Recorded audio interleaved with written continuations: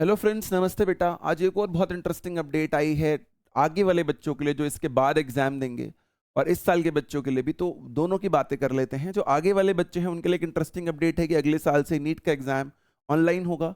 उसके होने से क्या फर्क पड़ता है क्या नहीं, आइए देखते हैं। तो डिजिटल रिवोल्यूशन की तरह ये काम करेगा, पेन एंड पेपर हमेशा के लिए चला जाएगा।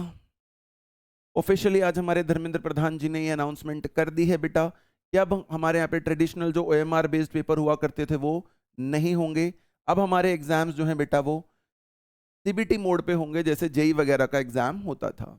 क्यों करना पड़ा ऐसा, क्या फायदा होगा? तो क्या फायदा होगा भाई, डाटा फटाफट इन्वॉल्व होगा, सीमलेस इवेल्युएशन होगी, फटाफट रिजल्ट आएगा। इंक्रिप्शन मोड जैसे व्हाट्सएप वगैरह में होते हैं उस तरीके से बेटर होंगे, तो चीटिंग होने के चांस कम हो जाएंगे बेटे।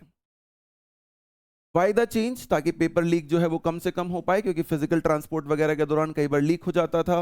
रैपिड प्रोसेसिंग होएगी पेपर की, हमारे रिजल्ट की, और चीटिंग में भी हमें बचने में हमें मदद मिलेगी बेटे।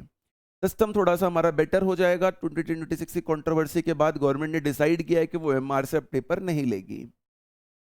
री एग्जाम स्टेटस जो इस बार के बच्चे हैं प्लीज वो ध्यान रखें, उनका पेपर ऑफलाइन ही होना है, और 15 मिनट उन्हें एक्स्ट्रा भी मिलेंगी पेपर को करने के लिए। ये 2027 या उसके आगे वाले बच्चों के लिए इंफॉर्मेशन है। इंप्लीमेंटेशन टाइमलाइन इसकी मई 2026 में आज अनाउंस हो गया है।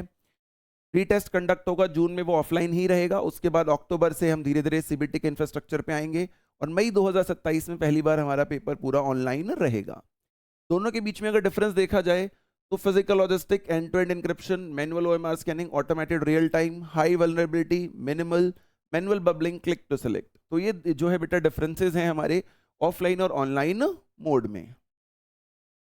राइट, तो जीरो एरर सिस्टम हम रखना चाहते हैं, हमारे एजुकेशन मिनिस्टर ने आज कहा है। लेट्स सी कितना वो रहता है। तो अब आपको क्या ध्यान देना है, आपको अपना फोकस डिजिटल मॉक टेस्ट की तरफ लेकर जाना है, टाइम मैनेजमेंट पे ध्यान रखना है विदाउट मैनुअल बबलिंग, और सीबीटी इंटरफेस से अपने आप को इक्विप करना होगा। फिर भी कोई क्वेश्चन है, आपको क्या लगता है कि सही हुआ गलत हुआ, तो प्लीज कमेंट बॉक्स में बताइएगा। Thank you, stay tuned for further updates.